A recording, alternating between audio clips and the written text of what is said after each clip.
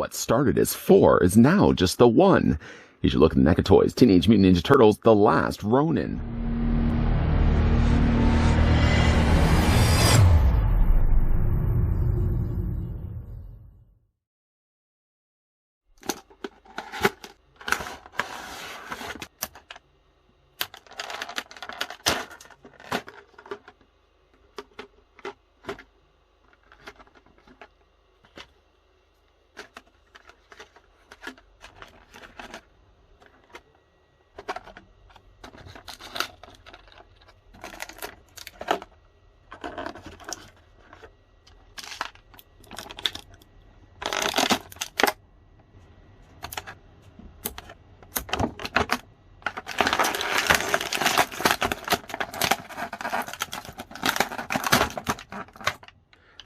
Who is the last Ronin?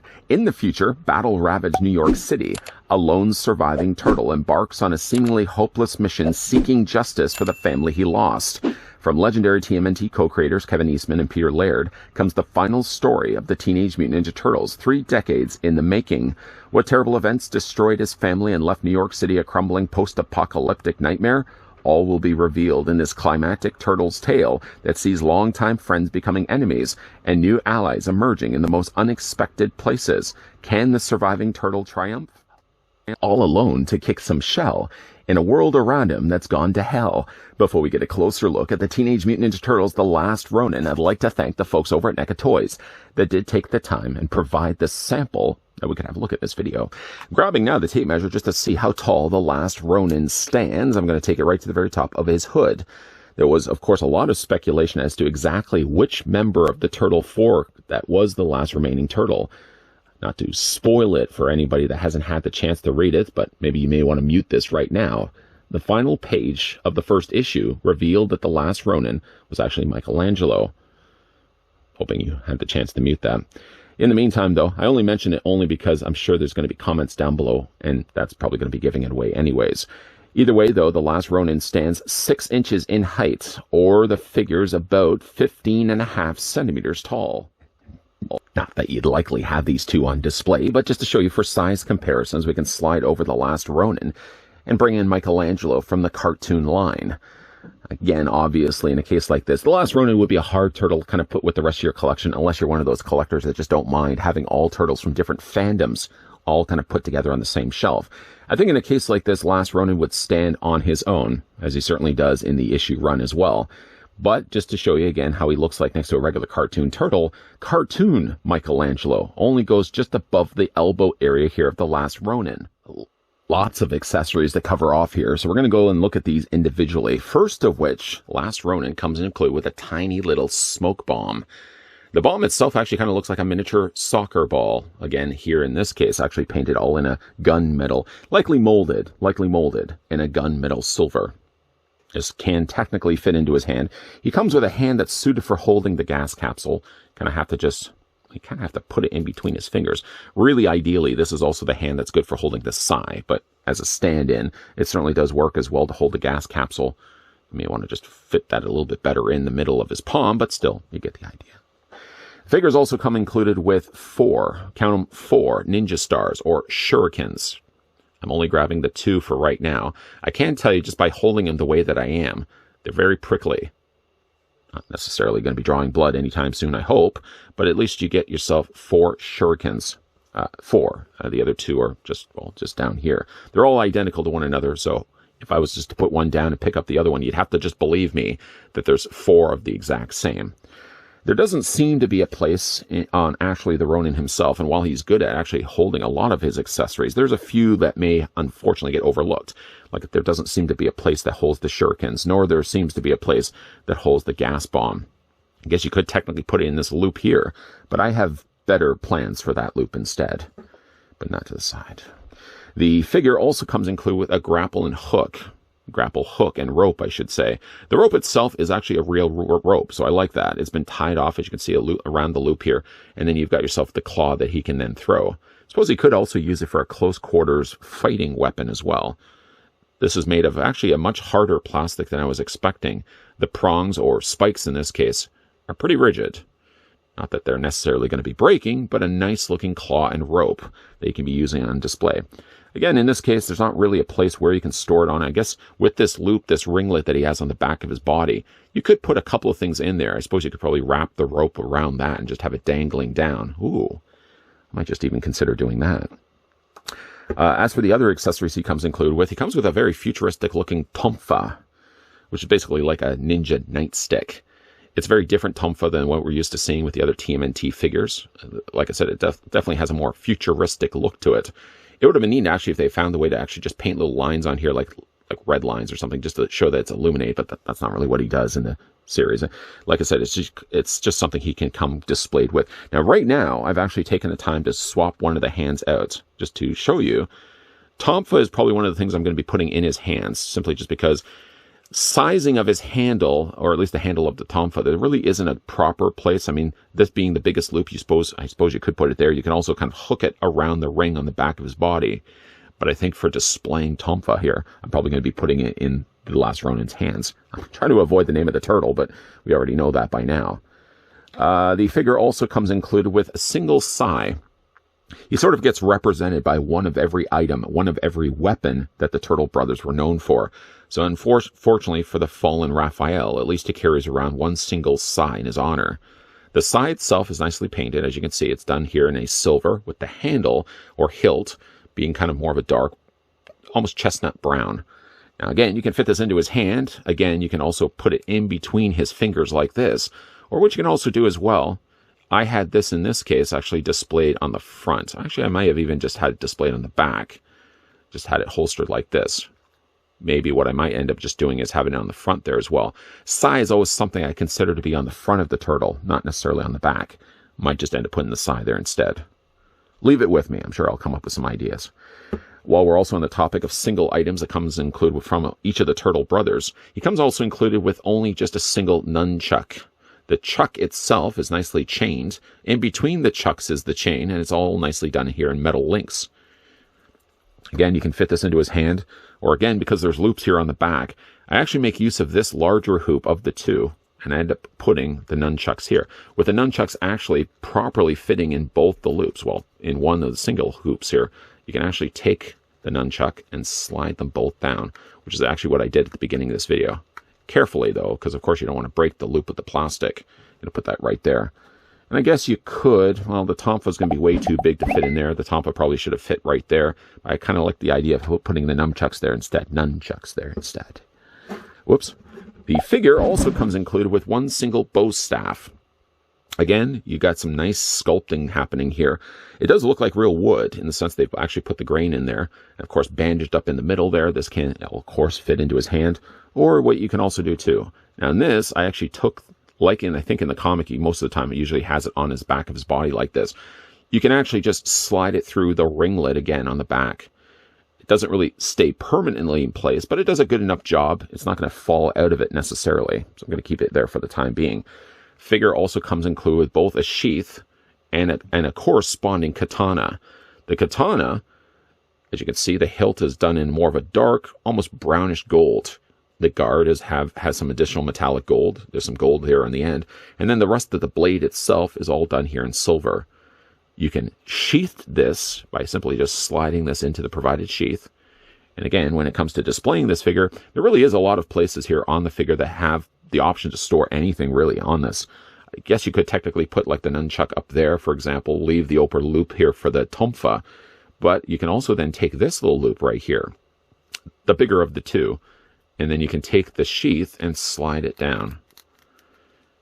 Again, all of this works essentially at connecting this to this loop here. So you want to not put a lot of pressure on this because it's only attached really by this threading here and this threading down below here.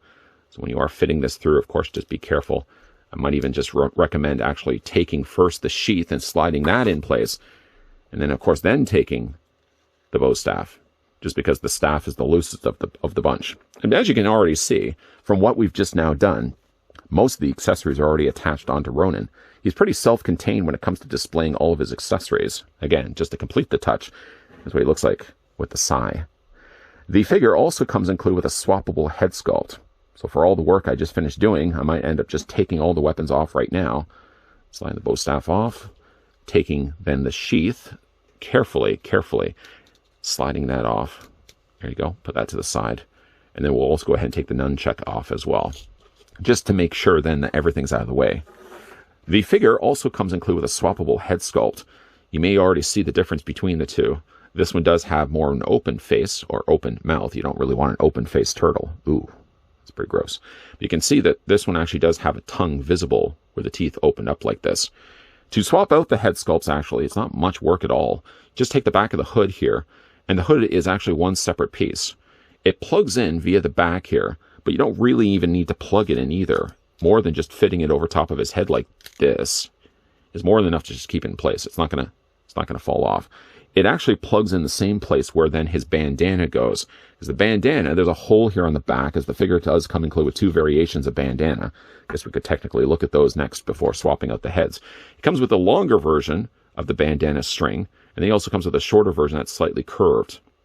To go with, for example, the longer one, that same hole that we just finished discussing, simply just take then the bandana strings, or the remains of what's left of the bandana after, of course, you tie it off. You just plug it into the back there. Now, for me at least, I like to display the last Ronin here actually with the hood, but I do like the idea that you can actually easily take the hood off and put the bandana piece on the back instead. To swap out the heads, by the way, first let's remove this. Second, let's remove this. Just want to wiggle this off the ball joint. It's pretty easy to do, in fact. And just pop that off, and then replace it with the new head sculpt. Show you then the difference between the two. Not much change from the eyes, at least, and from the eyes up, it looks about the same as well. But again, the difference at the mouth makes all the difference. And again, you can still use the hood, too. Nothing's necessarily committing you to the idea of using hood with the original one. You can easily plug that in place. Or again, what you can also do, too, you already know where this is going. Spin the figure around. And then here on the back here, where that hole once was, or still continues to be, just plug in the rest of the bandana in. And that looks pretty good as well. I actually like this one because it does drape around the front of his shoulder. The other accessories that the figure comes included with, rounding out the last of them, he comes included with a pair of goggles. Now, the goggles are elasticized, being there's elastic strap here on the back. When you do fit it over his head, it's a little harder to do. First of all, you may want to just take the piece of the bandana off. And then from there, you can then drape this in front of his head. Now, because his head is so round, it has more of a harder time to stay on his head. You want to make sure it's far enough down. And then actually, once it's far enough down, you can actually then take the bandana piece and put it around it. Now, I don't plan to really have him displayed with the goggles. I do find like the goggles, honestly, have a little harder of a time to stay on his head. While you quickly think you may have them done, as you can see, the goggles just end up sliding off the top of his head. Again, I'm not going to be displaying him with it anyways, so it's not that much of a deal breaker. Then on to the rest of the figure's hands. I may have actually swapped out a couple of the hands before hitting record. It comes with a pair of like relaxed hands. And you can see he's wearing gloves. He's also got the guards there on the backs of his gloves. Now, to swap these out, these would have been the original ones. These would have been the ones that are already in the sockets. But I did swap out one of the hands with a gripping hand, which is on this side here. The other hand happened to be a fist hand, which I so happen to have the other mirror copy of that. That would be the one, of course, that goes on this side of his body. And then the other thing he has is another gripping hand that, again, would be the mirror flip to this one. If you did want to swap the hands out, let's just say if you want to have him dual-wielding weapons, simply just pop that out of the joint and plug in the one that you want to go with, in this case, the gripping hand, into the socket of his forearm. And now he's actually ready to be displayed with two weapons instead of just the one. On to the figure itself. Now that we've had a look at all the accessories, like I said, there was really a lot to come include with the last Ronin. Getting a closer look at the face. Really happy. Like, if you've followed the comic run, which is a great run, by the way, really like the face sculpt that they've sculpted in this case. As you can see, he's a little bit aged. You could maybe even say as well, he's a little bit wiser. He does have some nice painted spots there on the back of his head. Now, in this case, actually, he doesn't have any one of the four recognizable colors, the blue, the purple, the red, and the orange. Instead, he actually has black. I think it's a nice departure, not only in the comics, but also seeing it as an actual figure as well. He has what seems to be almost like a gi, or just a robe that he wears. This jacket would be more than enough to keep him warm. He has some nice shoulder pads that are sculpted onto the top there as well. The shoulder pads are softer plastic, but they're also attached up here rather than here, so it doesn't have any problems when it comes to actually rotating his arms. They get a little hung up here, but not too bad. We're going to get into more on that in a moment. Gone away, of course, that the recognizable letter would only be famous more in the cartoon series. Instead, he's got pretty much a very plain-looking belt. Multiple pockets, as you can see. It really does do a good job of actually looking like leather. You've got multiple pockets, and then for whatever loops you want to then use, he's got one here in the front. He's got one larger one here on the back. Probably better suited. I mean, you could put the tomfa, I suppose, in there, but because it's so squared off like this, I would be really worried that that would break the loop. So I'm not going to use it for the tomfa for this case. But he does have a larger one here in the middle, and then he has a slightly smaller one to the side. So he really can hold all of the weapons, except what I feel to be not the tomfa. He does have also a matching color brown elbow pad, which is pretty close in colors to the actual belt. It's a slightly lighter brown, granted, but it's pretty close in color to the brown that he has in his belt. I like the way they've actually added these little tears. Like, this looks like something old that he was likely finding when he was on his travels. Of course, he does have the knee pads. They're not the same symmetrically on both the sides. He has a more traditional turtle knee pad on the one side, and then he has kind of more of a smaller lid can on the other side here. Bandaged on his legs, and of course he's also got himself some sandals. One thing also with this figure is he does have peg holes on the undersides of his feet. So, if you did want to put him in more dynamic poses, simply just can use a display stand. There's not really one that comes included with the Last Ronin, unfortunately, but you can use another NECA display stand as it uses the same universal-sized peg. For the articulation here on Last Ronin, head is on a ball joint, so it does rotate all the way around. It does move up, does move down, only by that much. And then, of course, you can rock it back and forth as well. The little string, of course, that attaches the ringlet here on the back actually is tucked into the top of his gi, or his jacket. And then it's also attached down below here by his belt. Nowhere in the area where I feel like it's going to be caught or snagged on the head. Luckily, they've tucked it far enough away from the head that when you are rotating it, I don't feel like the threading is going to get caught on that. Shoulders, though, come out. This one shoulder is really tight on this figure, so we're going to maybe stick with this side instead. The shoulders only go out to a little under 45, about a 45-degree angle maybe. The arms do rotate forward and back. He does have a double hinge on the elbow, and he does also have a swivel in the hands, whatever hands you decide to display the figure with. Though the fact he does have what looks to be a fully realized sculpted jacket, he does actually possess an upper torso ball joint, so you can rotate him all the way around. The lower skirting here of his jacket is soft enough plastic, at least, that you can easily split the legs here. Take the legs and you can move them forward, you can move them back. It's a mild swivel at the top of the thigh, a single only hinge on the knee, but also that allows not the lower leg to rotate necessarily, because this is all kind of self-contained, but it does at least have a foot articulation. We technically can rotate the feet all the way around and hinge them up and down with a nice ankle pivot as well. A great looking figure, though. I think NECA has done an incredible job with the release here of The Last Ronin. Sort of a sad story, but really now captured perfectly here in plastic. The neat thing I really like about The Last Ronin, actually, one last thing, let's just get the hood back on him. I like the hood myself on him. You can choose not to display him with it if you want, but I think it really finishes the look of The Last Ronin perfectly by adding the hood. Like I was saying, though, before I interrupted myself, one thing I really like about The Last Ronin is that he's really self-contained in the sense that he holds all of the accessories that he comes displayed with. When you eventually choose, say, to give him a gripping hand, then you can put the tomfa, which I think is the only thing I wouldn't really recommend putting into his body. I mean, you could technically loop it in the ringlet here, which we'll just quickly do here for a second. And I guess if you were to put that in, then still put the bow staff, then put the katana, yeah, you probably could easily put all of the accessories onto Ronin. Never a case in this case where you would be putting any of the figure accessories back in the box. Something a little bit different for the TMNT fans out there, not only with the run of The Last Ronin in the comics, but also a brand new figure here from them folks over at NECA Toys.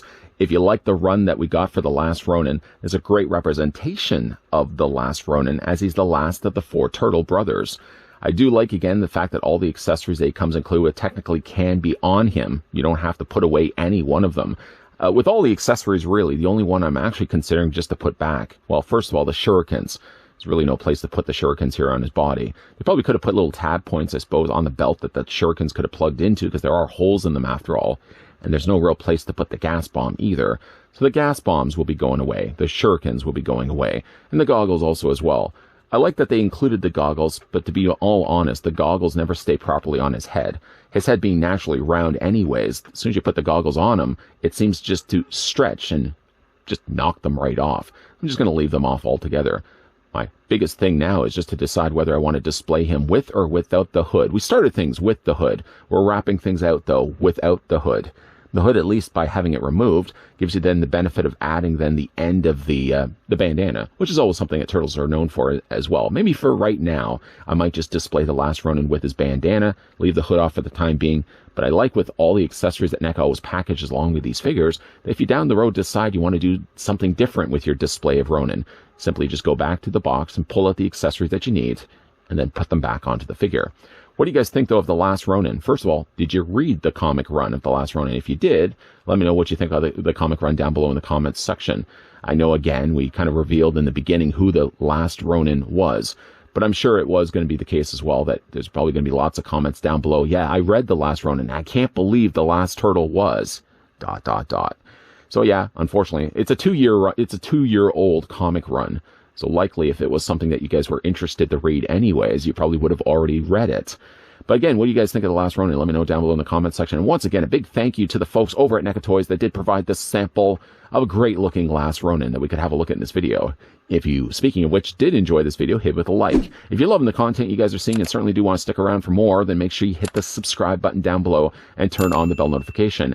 And though while we have wrapped up things right now for the very last turtle, it's definitely going to still be more NECA reviews coming your way. So as always, thanks for watching. See you guys next time.